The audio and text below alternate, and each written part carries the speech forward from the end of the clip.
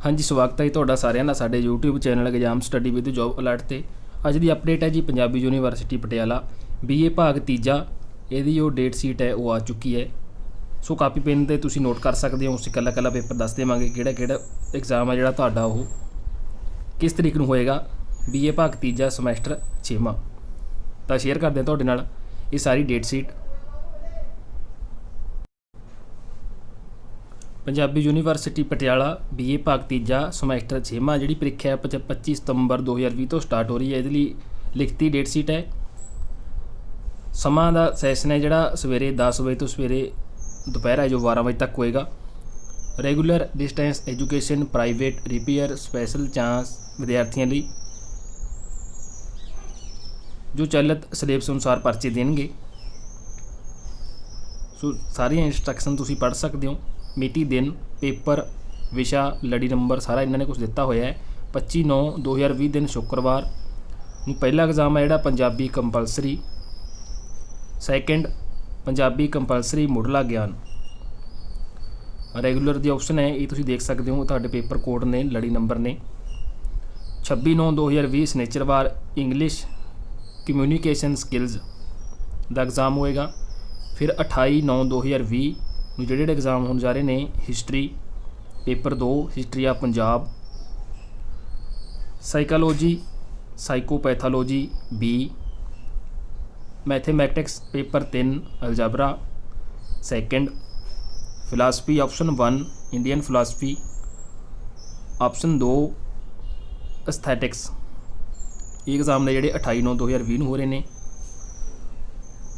अगले एग्जाम 29/9/2020 दिन मंगलवार economics paper 2 quantitative methods, defence and strategic studies paper 2 option पहली, regional security and cooperation option 2, disaster management का exam तीसरे ते है।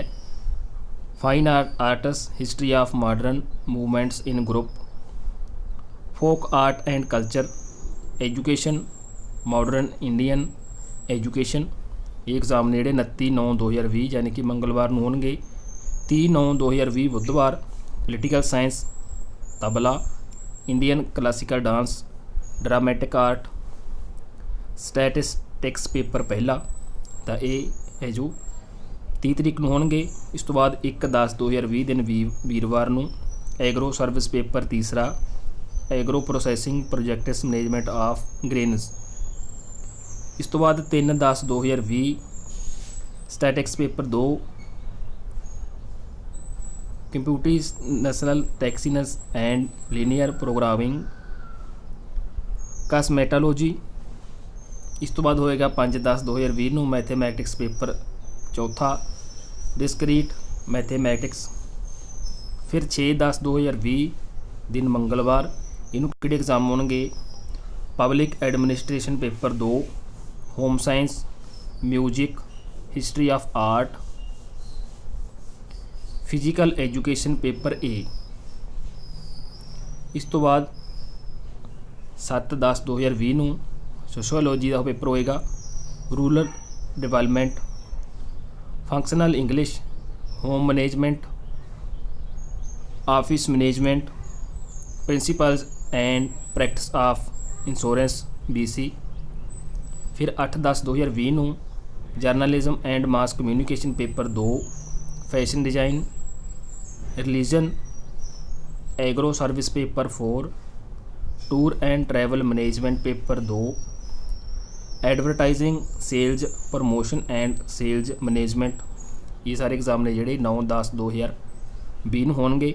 इस तो बाद 9/10/2020 पंजाबी साहित्य इलैक्टिव, हिंदी साहित्य, इंग्लिश लिटरेचर दे विच 3 ऑप्शन तुसीं देख सकते हो। संस्कृत ऑप्शन पहली और दूजी, उर्दू परसीयन पेपर दूसरा।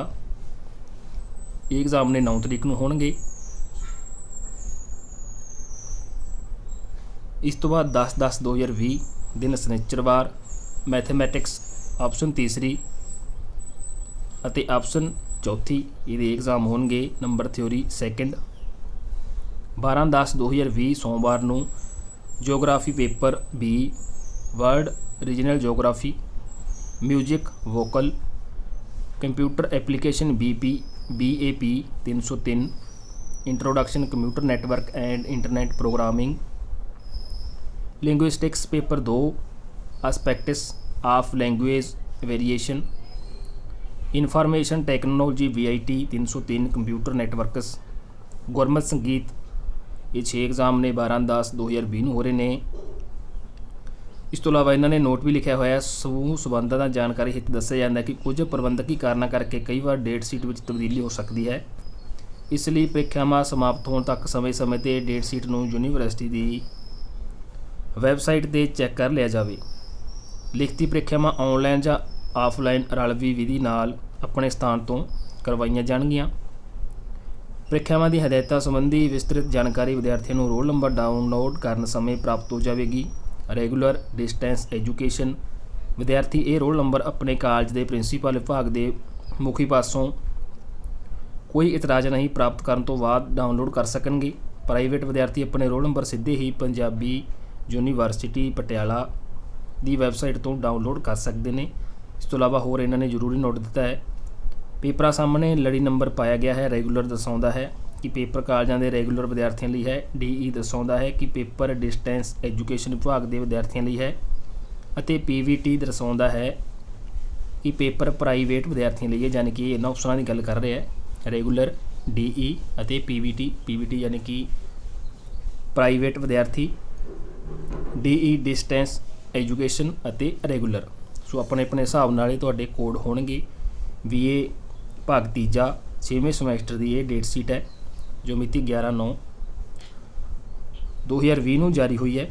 ਕੰਟੀਨਿਊ ਅਸੀਂ ਤੁਹਾਨੂੰ ਅਲੱਗ-ਅਲੱਗ ਕੋਰਸਾਂ ਨਾਲ ਸੰਬੰਧਿਤ ਹੈ ਜੋ ਡੇਟ ਸ਼ੀਟ ਪ੍ਰੋਵਾਈਡ ਕਰ ਦਾਂਗੇ। ਫਿਲਹਾਲ ਤਾਂ ਤੁਸੀਂ ਸਾਈਟ ਤੋਂ ਵੀ ਡਾਊਨਲੋਡ ਕਰ ਸਕਦੇ ਹੋ। ਸੋ ਅਸੀਂ BA ਫਾਈਨਲ ਸਮੈਸਟਰ ਤੀਸਰੇ ਦੀ ਜਿਹੜੀ ਇਹ ਡੇਟ ਸ਼ੀਟ ਹੈ ਤੁਹਾਡੇ ਨਾਲ ਸ਼ੇਅਰ ਕੀਤੀ ਹੈ। ਤੁਸੀਂ ਵੀ ਜਾ ਕੇ ਜੋ ਵੀ ਪੰਜਾਬੀ ਯੂਨੀਵਰਸਿਟੀ ਦੀ ਵੈਬਸਾਈਟ ਆ ਉਹ 'ਤੇ ਦੇਖ ਸਕਦੇ ਹੋ।